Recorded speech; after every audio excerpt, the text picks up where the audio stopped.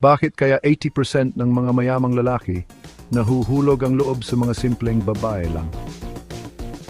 Tara, silipin natin ang isang kwentong ganito.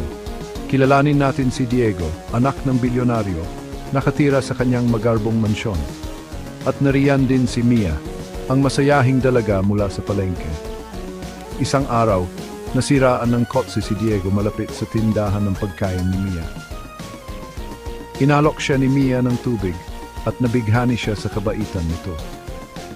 Lumipas ang mga araw, naging linggo at nagsimula silang magkita ng palihim.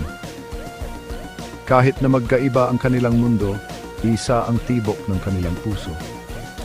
Mahal ni Diego ang pagiging simple ni Mia habang hinahangaan naman ni Mia ang busilak na puso ni Diego.